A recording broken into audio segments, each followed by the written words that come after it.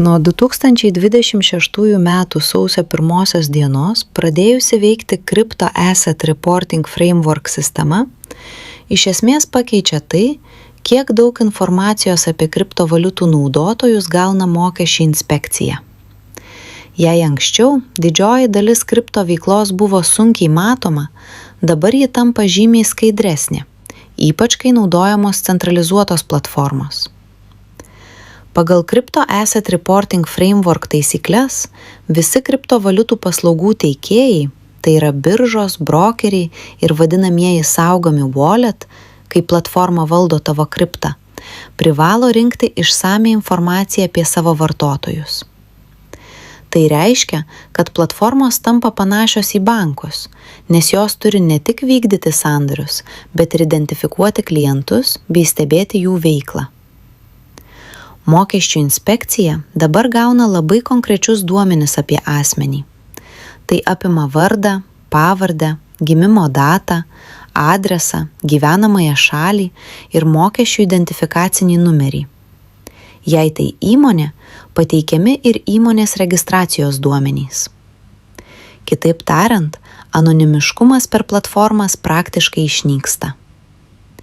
Be asmens duomenų renkama ir informacija apie sandorius. Platformos privalo fiksuoti, kokia kriptovaliuta buvo naudojama, kokie kiekiai, kokia buvo vertė sandorio metu ir koks buvo sandorio tipas, ar tai pirkimas, pardavimas, keitimas ar pervedimas. Šie duomenys dažniausiai pateikiami kaip suvestinės pagal kiekvieną kripto turto rūšį. Be to pakanka, kad mokesčių inspekcija galėtų suprasti bendrą žmogaus veiklos mastą. Svarbus aspektas yra walletai. Jei kriptovaliuta laikoma platformoje, tai yra custodial wallet. Tokie walletai yra pilnai matomi ir raportuojami. Taip pat matomi pervedimai iš platformos į kitus walletus. Tai reiškia, kad jei išsivedi kriptą į kitą piniginę, pats faktas apie šį pervedimą yra fiksuojamas. Tačiau jei naudoji visiškai savarankišką, non-custodial wallet, kurį valdai tik tu pats, tiesioginis sekimas tampa sudėtingesnis. Tačiau įėjimo ir išėjimo taškai per platformas vis tiek lieka matomi. Dar vienas svarbus dalykas – duomenų dalijimasis tarp šalių. Informacija nėra laikoma tik vienoje valstybėje. Ji automatiškai perduodama kitoms šalims, kurios dalyvauja Crypto Asset Reporting Framework sistemoje. Tai reiškia, kad jei gyveni vienoje šalyje, bet naudoji užsienio platformas, tavo duomenys vis tiek gali pasiekti tavo šalies mokesčių inspekciją. Tokiu būdu uždaroma viena iš didžiausių spragų – kripto laikymos užsienyje siekiant išvengti mokesčių. Kalbant apie ateitį, kryptis yra labai aiški. Dar daugiau kontrolės ir automatizavimo.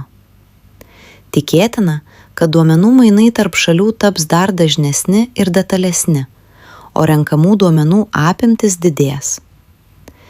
Gali atsirasti reikalavimai pateikti dar tikslesnę informaciją apie kiekvieną sandorį, o ne tik bendras suvestines. Taip pat judama link to, kad mokesčių inspekcija galėtų automatiškai lyginti tavo deklaracijas su gautais duomenimis. Tai reiškia, kad jei deklaracijoje nenurodysi kripto pelno, sistema tai gali identifikuoti beveik automatiškai, be papildomo rankinio tikrinimo. Dar viena tikėtina kryptis – bandymas reguliuoti decentralizuotas sistemas, DeFi, ir savarankiškus walletus. Nors tai techniškai sudėtinga, spaudimas šioje srityje didėja ir ilgainiui gali atsirasti papildomi reikalavimai net ir tokioms platformoms ar paslaugoms. Iš esmės, situacija dabar yra tokia. Mokesčių inspekcija gauna tavo tapatybės duomenis, informaciją apie tavo kripto veiklą, sandorių apimtis ir pervedimus tarp platformų bei walletų. Ateityje šie duomenys taps dar detalesni ir labiau automatizuoti. Tai reiškia, kad kriptovaliutos vis labiau praranda anonimiškumo aspektą ir juda link tokio pat reguliavimo lygio kaip tradicinė finansų sistema.